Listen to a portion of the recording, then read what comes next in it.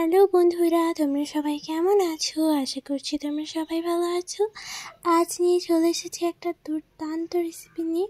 আর এই রেসিপিটা হলো টোস্টের রেসিপি, যেটা খেতে খুবই সুন্দর হয়। তো খুবই সহজ পদ্ধতিতে দোকানের মতোই বানিয়ে দেখাবো আজকে টোস্ট। তো চলো শুরু থেকে শেষ পর্যন্ত দেখার জন্য অনুরোধ রইল। এটা বানানোর জন্য দেখো, প্রথমেই আমি নিয়ে নিয়েছি 1 কাপ পরিমাণ সুজি, আর নিয়ে নিয়েছি একটা মিক্সি গ্রাইন্ডার। এরপর আমি এর মধ্যে 1 কাপ পরিমাণ সুজিটাকে দিয়ে দিলাম।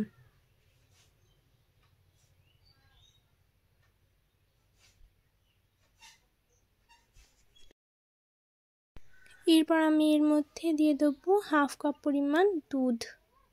এখানে আমি লিকুইড দুধই ব্যবহার করেছি।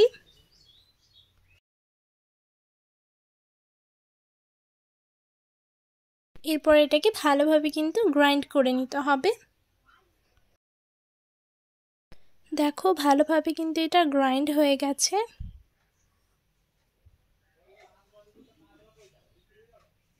খুব সুন্দরভাবে একটা পেস্টে পরিণত হয়ে গেছে।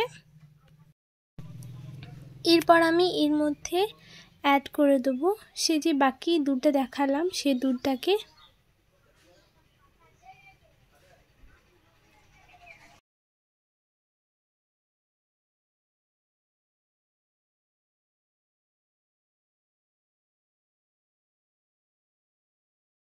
এরপর আমি দেখো ভালোভাবে কিন্তু দিয়ে দিয়েছি।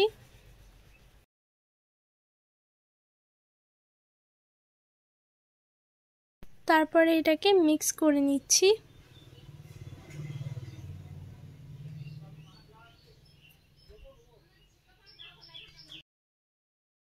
এটাকে এবার কিছুক্ষণের জন্য রেস্টে রেখে দেবো। তো দেখো কিছুক্ষণের জন্য আমি যেটাকে রেস্টে রেখেছিলাম, এই দেখো এটা খুব সুন্দরভাবে কিন্তু ফুলে গেছে। এর মধ্যে 2টো এলাচ দিয়ে দিলাম। এরপর আমি এর মধ্যে 2 চামচ পরিমাণ কাস্টার্ড পাউডার দিয়ে দিলাম। তো এটাকে ভালোভাবে আমি নেড়ে নিচ্ছি।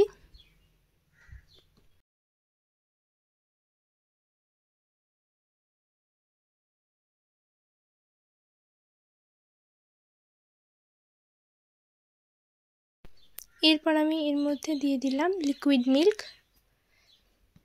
তারপর এটাকে ভালোভাবে মিক্স করে নেব।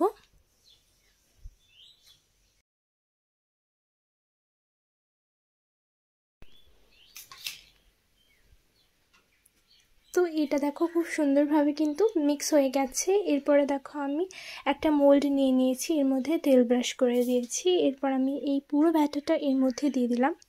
তারপরে একবার ড্যাপ ড্যাপ করে নিলাম। তারপরে দেখো গ্যাস ওভেনে একটা কড়াই দিয়ে দিচ্ছি, এর মধ্যে বালি দিয়ে দিলাম। এরপর আমি দিয়ে দিচ্ছি একটা স্ট্যান্ড। তারপর আমি এটার উপরে বসিয়ে এটাকে ঢাকা দিয়ে দিলাম। তো দেখো 40 মিনিট পর কিন্তু আমি একটা স্টিক নিয়ে চেক করে নিচ্ছি। আর দেখো স্টিকটা একেবারে পরিষ্কার এসেছে।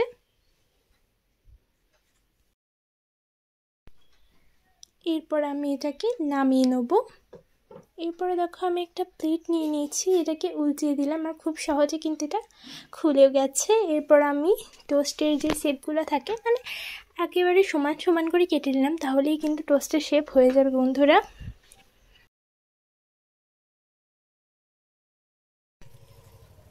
দেখো আমি কিন্তু খুব সুন্দরভাবে এগুলোকে কেটে দিলাম।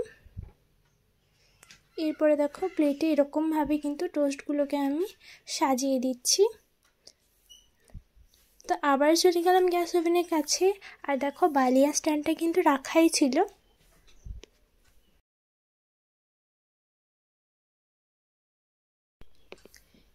এরপর আমি এটাকে স্ট্যান্ডের ওপরে বসিয়ে দিলাম।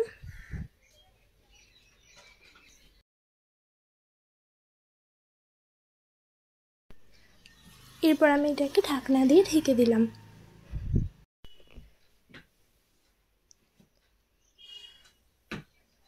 তো এরপর আমি এটাকে উল্টে দিচ্ছি।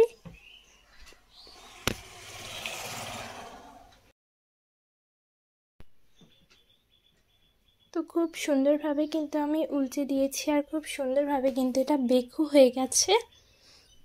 সবগুলোকে কিন্তু এরকম সমান সমান করে উলচিয়ে নিতে হবে, তারপরে কিন্তু আরও 20 মিনিট বেক করে নিতে হবে। তো দেখো এরপরে ঢাকনাটা খুলে দিচ্ছি।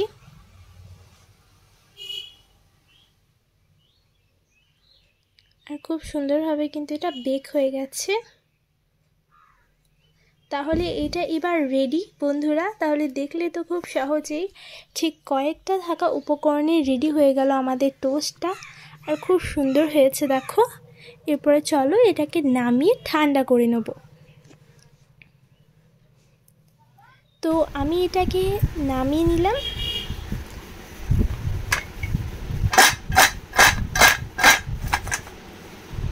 এটা কতটা পরিমাণ মুচমুচে হয়েছে আওয়াজটা শুনে নিশ্চয়ই বুঝতে পারলে। খুব সুন্দর হয়েছে। এরপরে প্লেটে আমি এটাকে এক এক করে দিয়ে দেবো।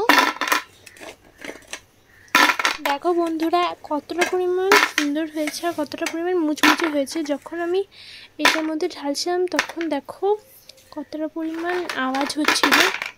একেবারে দারুণ হয়েছে এক একটা। আশা করছি তোমাদেরকে আজকের এই রেসিপিটা কিন্তু খুবই ভালো লেগেছে। তো আজকের মতো বিদায় নিচ্ছি। ভালো থাকবে, সুস্থ থাকবে, আর পরের ভিডিওটার জন্য অপেক্ষা করবে। আমার ভিডিওটাকে লাইক, কমেন্ট, শেয়ার করে দেবে এবং চ্যানেলটাকে সাবস্ক্রাইব করে দেবে এরকম নিত্য নতুন ভিডিও সর্বপ্রথম পাওয়ার জন্য। আবার দেখা হবে পরের ভিডিওটাতে। তো এখনকার জন্য টাটা, বাই বাই।